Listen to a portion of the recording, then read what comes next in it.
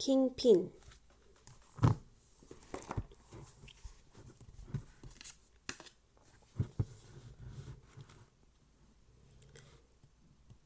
열악한 상황을 뒤집는 마바 콜린스의 상황 진단법. 암흑의 가장의 독단적인 태도가 문제야. 열악한 유통망이 문제야. 불합리한 업무 시스템이 문제야. 직장에서 실적이 안 좋을 때 흔히 하는 말이다. 문제라는 단어는 일상생활에서 광범위한 의미로 사용된다.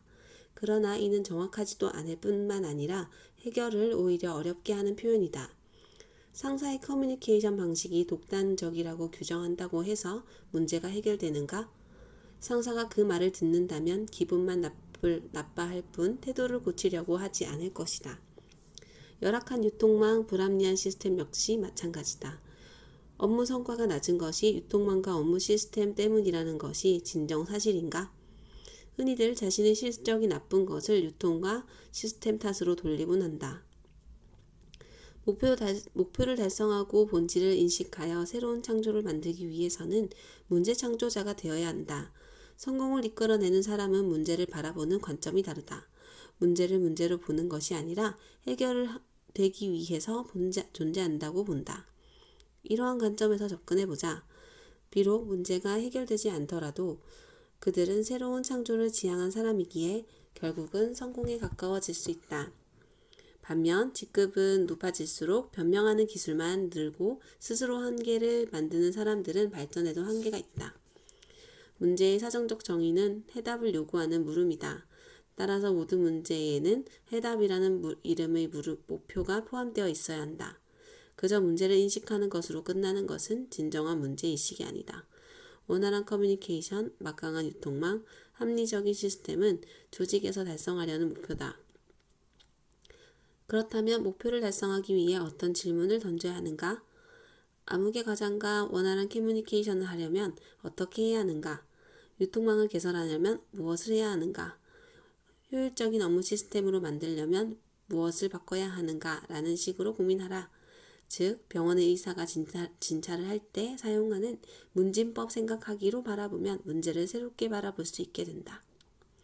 마바 콜린스라는 사람이 시카고에 한 학교를 세웠다. 이 학교는 이른바 문제 학생으로 낙인 찍힌 아이들이 다니는 곳이었다.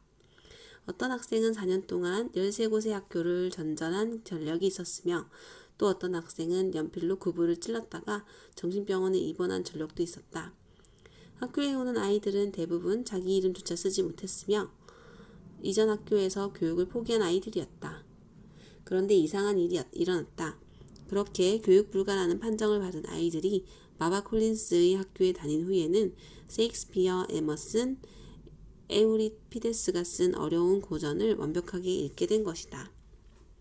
뿐만 아니라 구제불능이던 아이들이 학교 생활을 즐거워하기 시작했고 대학에도 진학했다. 이러한 변화의 원동력은 무엇이었을까? 호기심이 생긴 한 방송 프로그램에서 이 학교의 학생들을 인터뷰하였다. 방송사에서는 한 아이에게 학교가 싫다는 말을 끌어내기 위해 유도신문을 했다고 한다. 휴식도 없고 체육관도 없고 하루 종일 공부만 해야 하고 점심 식사 시간은 40분밖에 되지 않다니 이렇게 힘들기만 할 뿐인데 이 학교를 좋아하니? 그런데 학생은 그게 바로 제가 이 학교를 좋아하는 이유예요. 제 뇌를 더욱 성장시키거든요. 라고 답했다. 문제아라는 낙인이 찍혔던 아이의 말이라고는 믿어지지 않을 정도였다.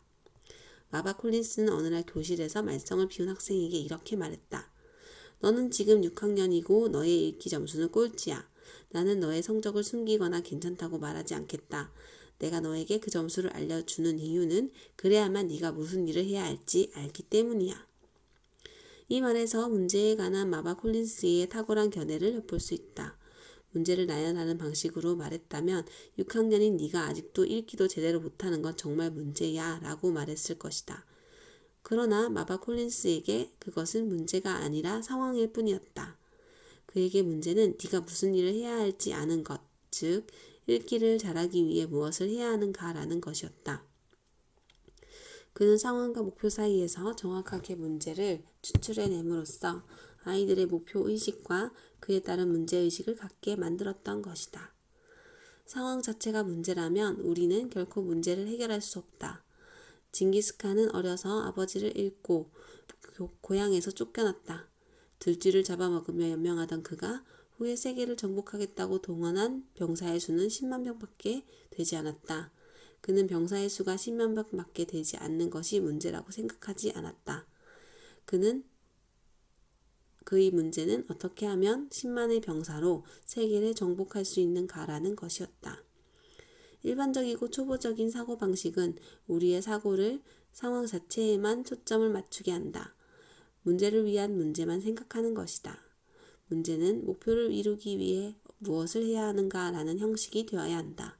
그렇게 사고하는 습관을 가져야 한다. 그래야 해결할 수 있는 문제가 된다.